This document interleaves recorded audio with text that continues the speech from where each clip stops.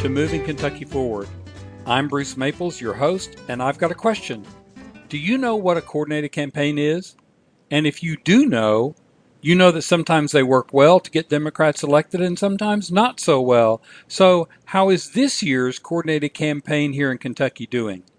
We hear from Michael Bowman, who's running for state treasurer, and Lisa Tanner Norkus, an experienced political consultant, on how they think this year's coordinated campaign is doing. It's Monday, September 16th, and time to move Kentucky forward. Let's get started.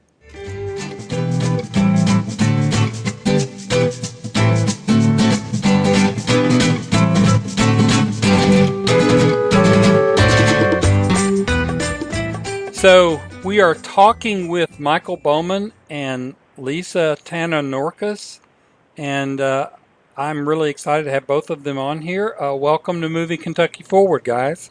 Thanks for having us, Bruce. Yes, thanks for having us. So, Michael, you're running for state treasurer, correct? Yes. Okay, so let's just get this early part out of the way. How is the campaign going? It's going very well. We, of course, are coordinating with the party and the other Democratic nominees to really be effective with our field campaign across the state. We are raising money. We're getting the things we need done to be able to be competitive through the rest all the way up to November 5th. So everything's going very well. I've seen some efforts by Bashir from the standpoint of ads and social media and stuff like that. I haven't seen too much from the down ballot races. Have I just missed that? Have there been ads and stuff and lit drops and whatever for the down ballot races? Well, there's certainly literature that has the whole ticket on it that's being used across the state.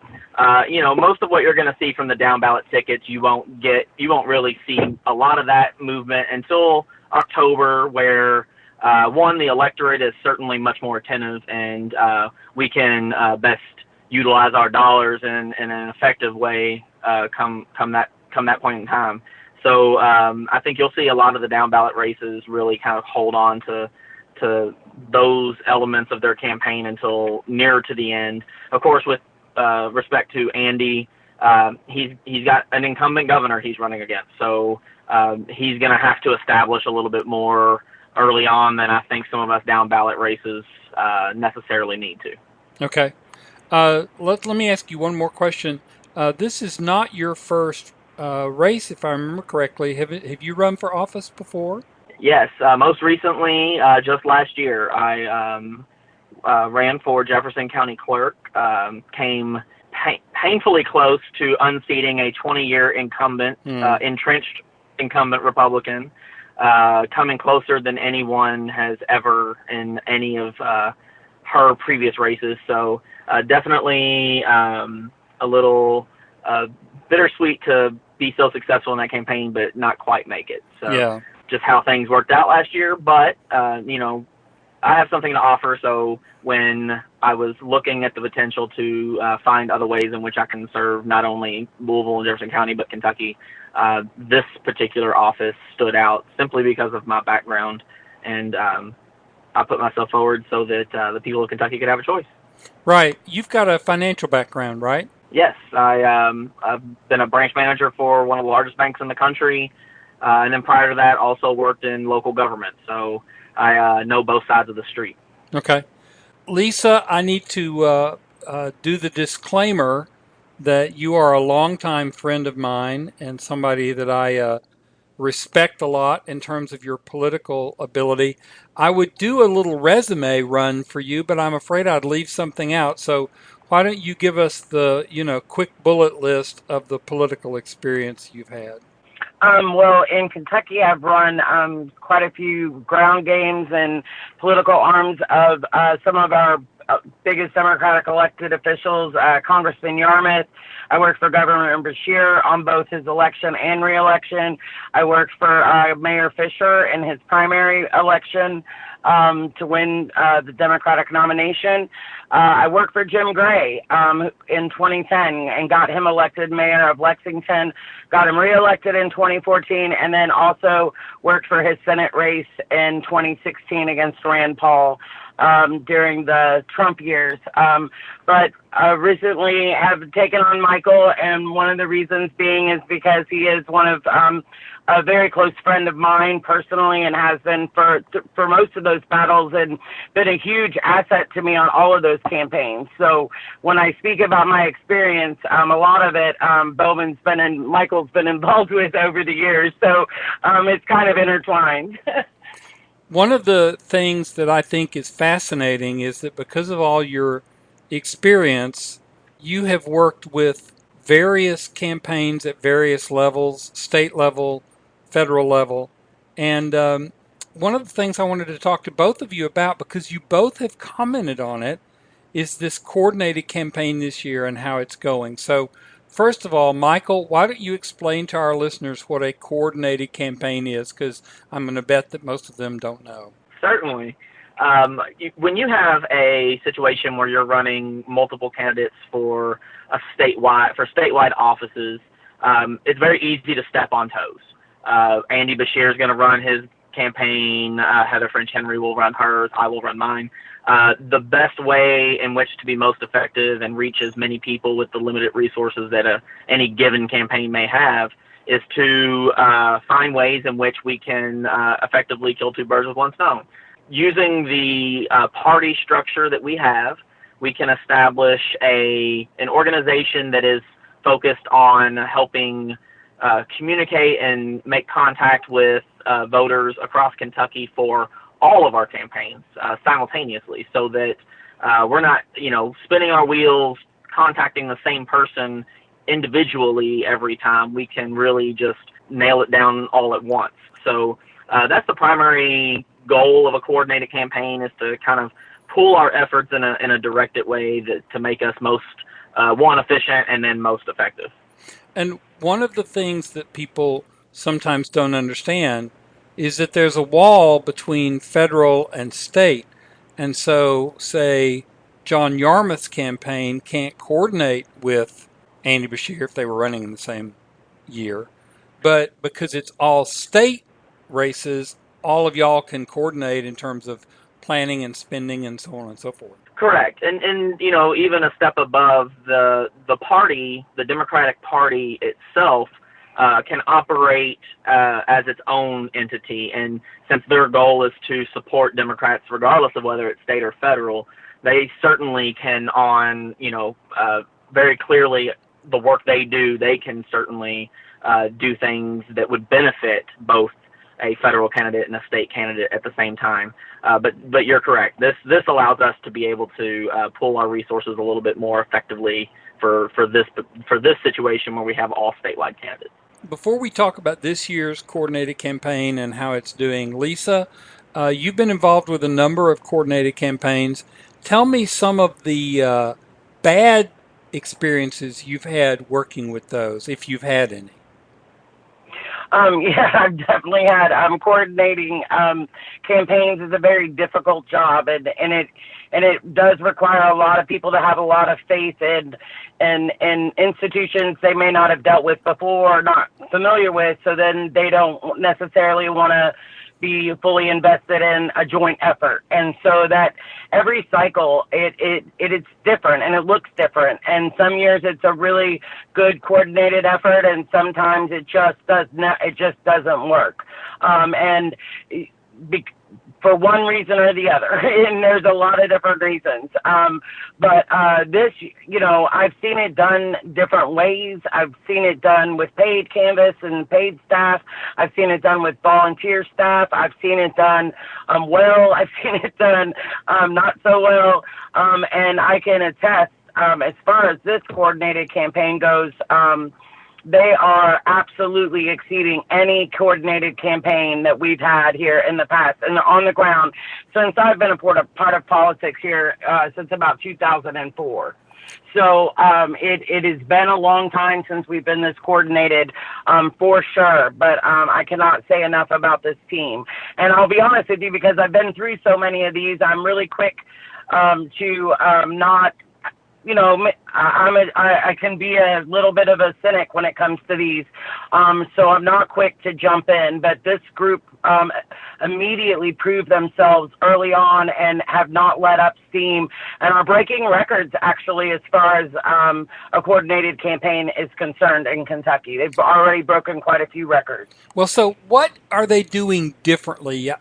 Get down to some specifics for me that you say to yourself, "Wow, this is much better than normal." Well, first and foremost, they were on the ground about 2 months earlier than most coordinated campaigns have ever done. Most coordinated campaigns don't get up and running until August. This group was on the ground in June. They started opening offices and had, I can't remember the number exactly, but 8 or 10 offices open by the 1st of July. I've never seen that kind of early, which of course then leans towards early numbers, right? You actually have a huge volunteer base getting out and working at all these offices, and they are going to, they got numbers to prove it. So they've already put in more door knocks than any Democratic campaign in the history of Kentucky, as long as we've had our voter database and all of our data in online. They've already broken that record this year with over 325,000 doors knocked so far this cycle, and it is more than any previous campaign in the past ever at this point. So proving that we meet all the campaign managers, we all meet together and we all talk about our campaigns, and we get these numbers from them directly. They've let us know every single minute of all the time what's happening with each of the office openings, who's at each office, how we can plug in. Michael's going to visit a lot of these offices next week, so it's a great big. We're all really working together in a way that I just have never seen before. It's very unique. So it's there are things that you've told me in the past, and I kind of go, well, of course you would do that. But one of the things you mentioned this year is that they actually have a staffer whose entire job is to coordinate calendars. Is that right? Yes, it is. We're actually there's a calendar we're all on. So if a Democratic county somewhere puts an event on the calendar with the Kentucky Democratic Party, all the candidates find out about the event. We can all see who's going to what event. So if there's 4 events in one night, we can kind of spread out and cover all together. And then if we're covering the other candidates, mention the other candidates. It's all been really working together, and a coordinated calendar, our meetings where we meet and we talk about our campaigns and stay on the same page. The coordinated offices are there for all of our use and all of our disposal. We can go use those offices for anything we want. Andy has shown real leadership this year with this coordinated campaign in an unprecedented way. He really has. Well, okay, expand on that. What do you mean by that? Well, for instance, if you come in August for a campaign to build, you've got 90 days, maybe not even that many, to build a campaign for the fall. So what are you going to do? You're going to immediately land on the ground. You're going to go to Louisville, Lexington, and northern Kentucky, and you're going to try to do as much as you possibly can there. Okay, this coordinated, when they came in, they started opening most of the offices, except for a lot of the offices before Louisville and Lexington got open. So they have offices in, Paducah, Owensboro, Hopkinsville, Ashland, Bowling Green, E-Town, Richmond, Moorhead. It goes on and on. Covington, Lexington, there's a couple in Lexington. I'm going to the 3rd Louisville office opening this weekend at 1:00 on Sunday and on Dixie Highway in the South End. They just got a lot of activity and excitement. And one of the things that is telling is you could build this, but if there wasn't a need from within the the activists and the base of the party and the people out in Kentucky to get rid of this guy, we would not be filling the shifts that we're filling either. They're filling at the coordinated campaign. They would not be getting this many door knocks because people wouldn't be volunteering. But when you have somebody as polarizing and is just awful, for no other word that I could say, Matt Bevin, you have a really excited base out there. And so instead of just focusing on some major areas, I mean, for instance, they've knocked on over 75,000 doors in Western Kentucky alone. I've never heard that before in my life in Kentucky, ever. Right. Now, my experience nationally has been that they have talked about the Republicans having a better ground game than the Democrats in some elections. How do you think that this year's coordinated campaign in Kentucky is comparing to what Kentucky Republicans are doing, or do you have any sense of that? Well, I mean, we share that information, and the only place we've seen Republicans is in Louisville. So they're not even close to being where we are at. I don't think they have the activism on the ground that they would normally have. I do think it's hard for Republicans to get behind this guy. I mean, he won his primary with only 52% of the vote. He's not exactly a well-liked candidate in his own right. And so having him at the top of the ticket is, definitely helping get Democrats and the people, just regular people of Kentucky, forget Democrat or Republican. Just everyday Kentuckians are tired of being bullied by their governor. Right. Michael, you are, even though you have run in the past, you are younger than some of the other candidates and newer at this. How have you been treated by the other candidates and the other campaign manager? Oh, I mean, phenomenally well. I mean, they recognize you mentioned youth, but like Lisa told you, I've worked on campaigns with her for 15 years at this point. So there's certainly a breadth of experience that I bring to the table, knowing and understanding the basement level of how we do political campaign. So, and then beyond that, my background working, nearly a decade in government and for the last 3 years managing a large financial institution. Those are all experiences that lend not only to the office that I'm seeking, but it's certainly resources that they can potentially utilize when they're in office. So, we all recognize our strengths. We are all using those strengths to be most effective in terms of getting out in front of the people of Kentucky and showing them that clear contrast of what our goals and plans are for the state are most in line with what most Kentuckians want to see. And that's, leadership from the top all the way down that can actually move Kentucky forward in a positive way. We all work very well together, and if any one of these candidates didn't want to have this work, you wouldn't see the results in the coordinated that we've been seeing. So that tells you there that for the coordinated to be as successful as it has been to date, that we are all on board 100%. But just for me specifically, everything's been great. I've had some established relationships with some of the candidates prior to my winning the nomination, so it made it easy to get in. But even the ones that are newer that have, Robert Conway, for example, hasn't ever run for a partisan office outside of his hometown. So, he's far newer to this than I am, but we all get along very well. So I have to ask, and this is sort of off the topic a little bit.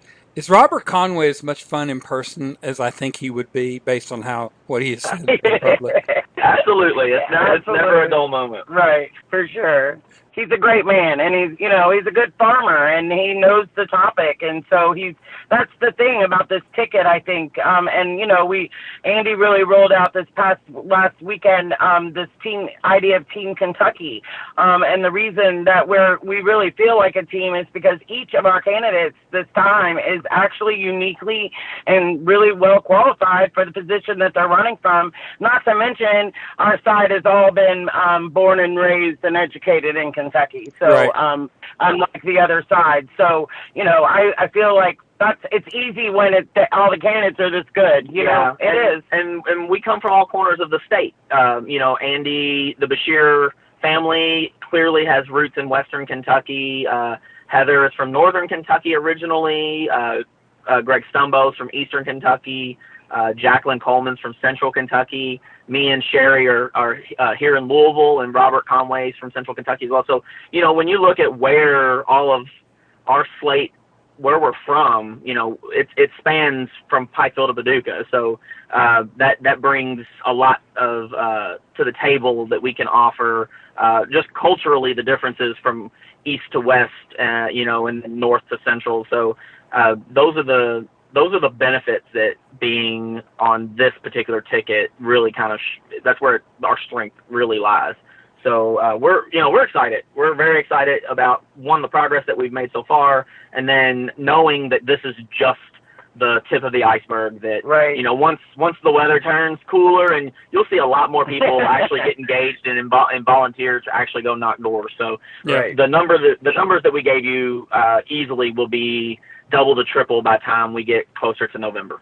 A couple of last questions. Are we going to see, or maybe you don't want to give this away, but are we going to see some coordinated campaign entire ticket ads either on television or on Facebook or something where they talk about not just vote Bashir or vote Bowman, but vote the ticket? Well, I think something at that level would probably not be something that we'll do, but the ground game is the most important piece. Getting out in front of and talking face to face is what our primary goal is. So I think you'll see the most of our efforts, coordinated wise, spent that way. And then each individual candidate will still, of course, do what they feel they should do to be most effective in getting not only their name out there, but themselves in front of Kentucky's voters.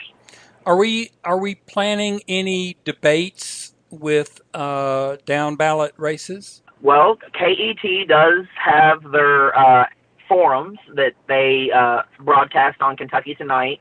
I'm sure you're familiar. Renee Shaw does a phenomenal job moderating those. That at this point is really the only thing that's scheduled. And every office has their own night on the program. So okay. They've released that schedule. It's available. So, but beyond that, there's no other plans for any further debates.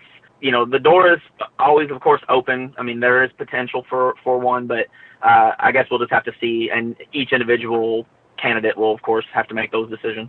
Right. Lisa and Michael, I am very excited for you. Michael, you've got one of the best political people in Kentucky working with you, and Lisa, it sounds like you've got a pretty good candidate there.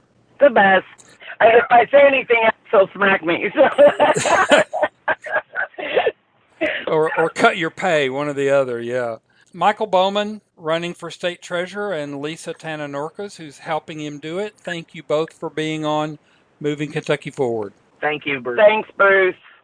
That was Michael Bowman, who's running for state treasurer, and Lisa Tanner Norkus, his campaign manager, telling us about this year's Democratic Coordinated Campaign.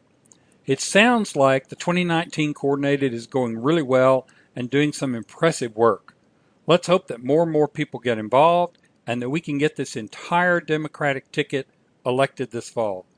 This is one of the best tickets I can remember, and it's good that we have a coordinated campaign that is matching them in quality. September is a membership month for us, so you'll be seeing and hearing a lot about becoming a paying member. A big thanks to the many people who have already signed up over the past few months, because their support is what keeps us going. If you aren't already a member, please consider becoming one. The basic membership is just $3 a month, and that gets you unlimited access to all our regular content, plus a discount in our online store. Become a member today so that you can get more out of Forward Kentucky, and so we can do even more for you. Just go to forwardky.com/join, and you can become a member right there. That's all for now. See you next week.